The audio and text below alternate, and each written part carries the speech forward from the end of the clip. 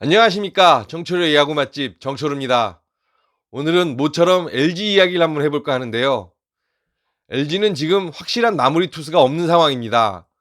고우석 선수가 부상으로 빠진 이후에 집단 마무리 체제를 이어가고 있는데요. 모든 선수들의 페이스가 좋기 때문에 나름대로 행복한 고민을 하고 있다라고도 생각이 됩니다. 지금 마무리 경쟁을 하고 있는 선수는 정우영 선수, 그리고 이상규 선수, 여기에 부상에서 회복 중인 김대현 선수까지 3명이라고 할 수가 있겠는데요. 일단은 좋은 이야기부터 해보겠습니다.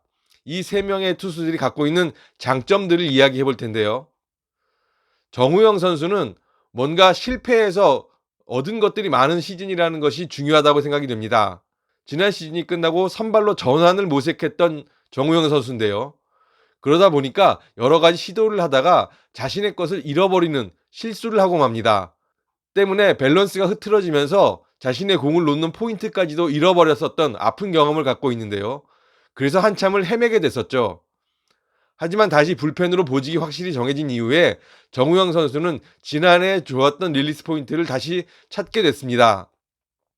트랙맨 데이터로 분석을 해보니까 정우영 선수의 팔 놓는 위치가 그동안 여러 가지 것들을 시도하다가 결국은 작년에 좋았던 때의 모습으로 돌아왔다고 할 수가 있겠는데요. 작년의 모습으로 돌아오면서 9위까지 회복을 하면서 정우영 선수가 한 단계 업그레이드 될 수 있는 기회를 얻게 됩니다. 정우영 선수는 국내 연습 경기에서 점차 자신감을 찾아가게 됐고요. 자신의 릴리스 포인트와 그리고 익스텐션을 다시 되찾게 되면서 좋은 흐름을 갖게 됩니다. 올 시즌에도 좋은 성적이 나오고 있는데요. 4경기에 등판해서 평균 자책점이 1.69에 불과합니다. 5.2이닝 동안 1점밖에 내주지 않았는데요. 확실하게 투심 패스트볼이라는 장점을 갖고 있는 투수인 만큼 사이드 핸드 스로우 투수지만 좌타자에게도 강점을 가질 수 있다는 점이 정우영 선수의 분명한 플러스 포인트라고 하겠습니다. 또 한 명의 선수는 이상규 선수죠. 이상규 선수는 빠른 공을 갖고 있다는 장점을 갖고 있습니다. 최고 구속이 150km에 가까이 갈 수 있을 정도로 빠른 공을 던진다는 것이 이상규 선수의 장점인데요. 이상규 선수는 그런 의미에서 마무리에 좀 더 가까운 투수라고도 할 수가 있겠습니다. 더 큰 장점은 이상규 선수가 슬라이더를 던질 때 구속 차이가 빠른 공하고 한 20km 정도 차이가 납니다. 마치 커브와 같은 효과를 낼 수 있는 그런 구속 차이라고 할 수가 있겠는데요. 이상규 선수가 슬라이더를 통해서 완급 조절을 잘 할 수 있다는 점은 그가 던지는 구종이 많지는 않지만 효율적으로 상대를 할 수 있다는 장점을 갖게 만들고 있습니다. 트랙맨 데이터상으로는 뚜렷한 장점을 발견하긴 어려운 투수라고 합니다. 모든 부분들이 거의 평균에 수렴하고 있다고 하는데요. 하지만 빠른 공을 던질 수 있다는 것, 그리고 슬라이더로 완급 조절을 할 수 있다는 장점을 뚜렷이 갖고 있기 때문에 마무리 투수로서 손색이 없는 선수라고 할 수가 있겠습니다. 마지막 마무리 후보는 김대현 선수입니다. 김대현 선수도 역시 140km대 후반에 빠른 공을 던질 수 있는 투수인데요. 제구력이 조금 단점으로 꼽히곤 있지만 선발과 불펜을 모두 경험했던 풍부한 경험을 갖고 있는 선수라는 점이 장점으로 꼽히고 있습니다. 연차가 오래된 선수는 아니지만 여러 가지 보직을 경험하면서 좋은 경험들을 많이 쌓았다는 것이 김대현 선수의 장점이라고 할 수가 있겠는데요.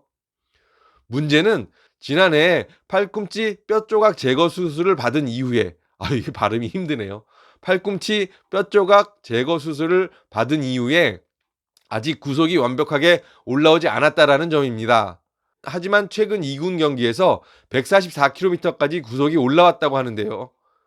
이 구속이 좀 더 올라오면서 정상 컨디션을 찾게 된다면 1군에 합류해서 마무리 후보로서 역시 제 몫을 할 것으로 보여집니다. 그 기간 동안은 당분간 LG는 집단 마무리 체제를 유지할 것으로 보이는데요. 이제부터 조금 아픈 이야기를 해보겠습니다. 집단 마무리 체제는 성공하기가 대단히 어려운 그런 전략이라고 할 수가 있겠습니다. 한 명을 딱 마무리로 정해놓지 않고 때에 따라서 판단을 달리하게 된다면 준비하는 선수들도 헷갈릴 수밖에 없는데요. 19일 삼성과 경기를 예를 들어보겠습니다. 10대 5로 이기고 있던 8회 1사 1, 2루에서 여기서 이상규 선수를 꺼내듭니다. 이상규 선수는 병살타로 8회를 매조지했는데요.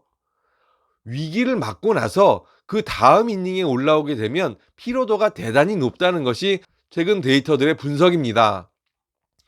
이상규 선수에게 부담스러운 이닝을 맡긴 만큼 9회에는 다른 선수를 올리는 것이 더 좋았다라는 생각이 드는데요.